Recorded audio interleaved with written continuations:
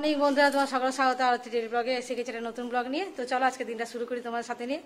তো আজকে দিদি যাইবো আসছে, তোমরা যেমনটা জানো আগের দিন বলেছিলাম। তো এখন আমি সকাল সকাল স্নান টান করে রেডি হয়ে গেছি, আগে পুজোটা সেরে নেবো তারপর যাবো রান্নাঘর।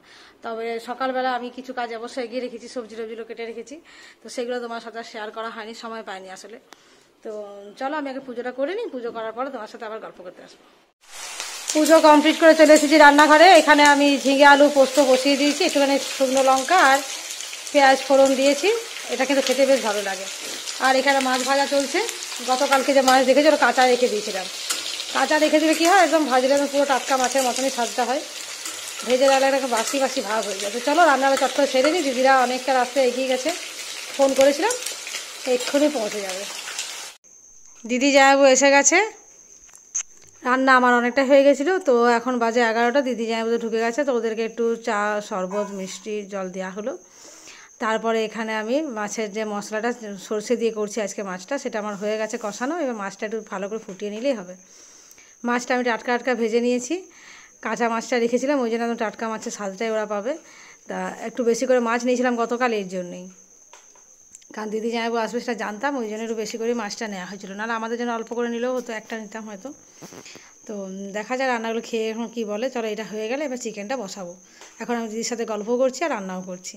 তো এদিকে চিকেনটা বসিয়ে নিয়েছি, একদম কম তেলে করেছি, কারণ দিদি জামাইবাবু বেশি তেল খায় না, আমরাও তো একটু তেলটা কমই খাই। আর দিদি জামাইবাবু এখন অনেকটাই মানে তেল খাওয়া একদমই কমিয়ে দিয়েছেন বয়সের জন্য। তো যাই হোক চল এখন মশলাটা এখন কষে নিচ্ছি চিকেনের। আপাতত পেঁয়াজটা ভাজা হচ্ছে, এবার মশলা টশলা দিয়ে সব কিছু দিয়ে এখন চিকেনটা কষানো হচ্ছে। তো তেল চিকেনে এমনিতে তেলটা বেরোয় অনেকটাই। তো যাই হোক চলো এটা কষানো হয়ে যাক, আর শেষে দিদির সাথে একটু ভালো মন্দ গল্পও হচ্ছে। এইদিকে গরম জল বসিয়ে দিয়েছি, যেটা আমি এখন চিকেনটা মোটামুটি কষানো হয়ে গেলে ঢালবো। আসলে মায়ের হাতটা ব্যথা হয়েছে বলে দিদি জামাইবাবু দেখতে এসছে। মা তো একটু পড়ে গেছিলেন, বা হাতে একটু ব্যথা হয়েছে, ওই জন্য ওদের আশা। তো খাওয়া দাওয়া করে আবার তাড়াতাড়ি করে বিকেলের মধ্যেই বেরিয়ে যাবে। চলো তোমাদের টোটাল রান্নাটা দেখিয়ে দিই। চলো টোটাল রান্নাটা তোমাদের দেখিয়ে দিই। এখানে হচ্ছে যে মাছের সর্ষে দিয়ে টমেটো দিয়ে এটা ঝাল দিয়া, মাছ থেকে শুরু করলাম, ঘোড়া থেকে না। যাই হোক এখানে ভেন্ডি ভাজা, বেগুন ভাজা, শাক ভাজা করার কথা ছিল, সেটা সময় করতে পারিনি। এখানে ছিল হচ্ছে ঝিঙে আলু পোস্ত। শাক ভাজাটা হলে একটু ভালো হতো, আর চাটনিটা, যাই হোক ওটা হলো না। আর এখানে আছে মসুরের ডাল পেঁয়াজ দিয়ে ছোকা ডাল। এখানে আছে মাছের মাথা দিয়ে একটা মিক্সড ভেজ, সব রকম সবজি দেওয়া আছে এর মধ্যে। আর এখানে আছে চিকেন কষা, যেহেতু ডাল করেছি চিকেনটা কষা করলাম। তো চলো আজকের এই পর্যন্ত মেনু, এবার খেতে দেবো। এখানে মাকে খেতে দিয়ে দিয়েছি, যেহেতু আমরা একটু পরে বসবো তাই মাকে আগে আগে দিয়ে দিলাম। এখানে আমাদের প্রত্যেকেরই থালা রেডি হচ্ছে, মা মনির খাওয়া হয়ে গেছে। এখানে আছে বেগুন ভাজা, ভেন্ডি ভাজা, তোমরা দেখেইছো আগে টোটাল রান্নাটা, সবটাই তোমাদের বলেছি। তো এখন চলো থালাগুলো সুন্দর করে সাজানো হয়েছে। তো তোমাদের কীরকম লাগছে থালা সাজানোটা অবশ্যই জানাবে। আর এখানে কর্তা আছে, জায়াবু আছে আর ড্রাইভার, তিনজনকে একসাথে দিচ্ছি। দিদি আর ছেলেকে দিচ্ছি। দিদি আর আমি ওদেরকে কী নিবে দেখে নিই, তারপর আমরা দুজনে বসবো, গল্প করে করে খাবো।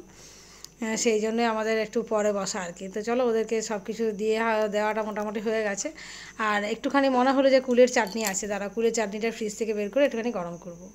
একটু শাক ভাজা করলেই সব দিকটা ঠিক হতো, কিন্তু শাক ভাজা করতে সময় হয়নি। তো চলো চাটনিটা মনে পড়লে যখন চাটনি বের করে দিয়ে দিচ্ছি। যাবো আর একবার ইয়েতে জ্যৈষ্ঠী মাসে 13 তারিখে ভিডিও ব্লগ।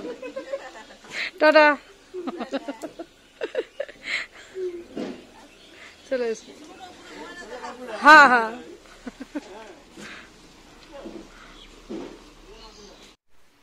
প্রচণ্ড ঝড় বৃষ্টি হয়ে গেল, বজ্র বিদ্যুৎ সহ একদম।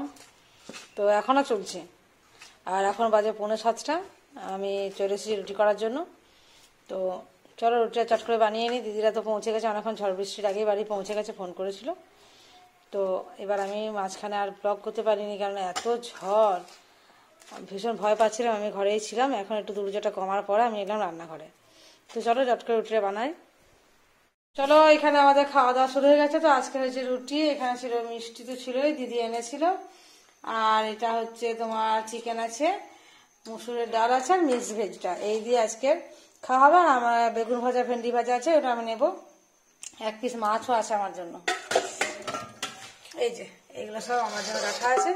তো তো চলো আমরা খাওয়া দাওয়া শুরু করি, আর সেখানে আজকে ব্লগটা শেষ করি। যদি ভালো লেগে থাকে অবশ্যই একটু লাইক কমেন্ট শেয়ার করে দেবে, আর যারা এখন সাবস্ক্রাইব করেনি প্লিজ একটু সাবস্ক্রাইব করে দেবে। আগামীকাল দেখা হচ্ছে নতুন ব্লগে নতুন ভাবে। গুড নাইট, ভালো থেকো সকলে।